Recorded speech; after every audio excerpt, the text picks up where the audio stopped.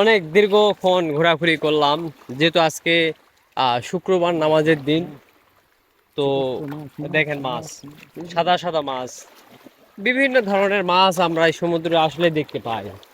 যেগুলো মাছ আমরা জীবনে আমার বয়সে আমি কখনোই দেখিনি, কিন্তু এখানে প্রথম দেখতেছি এবং এখানে মাছ ধরতেছি। দেখেন কি সিস্টেমে মাছ ধরে, এমনি এমনি এরকম সিস্টেমটা আমি প্রথম দেখলাম মালদ্বীপে। এরকম সিস্টেম গুলো খুব সুন্দর, খুবই চমৎকার। সবাই মাছ ধরতেছে, ভালো লাগতেছে। শুধু বসি ছিপ ধরে লড়ালড়ি করলেই মাছ ওঠে। কেমনে কি আমি কিছুই বুঝি না। তো এই হচ্ছে সাগর। মাছ আছে নি, এই যে মাছ। তো দেখেন এটা মাছ, কি যেন একটা মাছের নাম। এই মাছগুলো দিয়ে মূলত মাছ ধরে। আর এটা মাছ নাই, এটা হচ্ছে সাগরের মাছ। আর মালদ্বীপের সবচাইতে যেটা সম্পদ, সেটি হচ্ছে সমুদ্রের মাছ।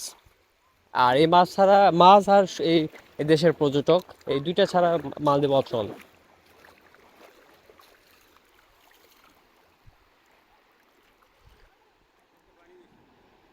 হ্যাঁ, ওই জায়গা যা লাগতো।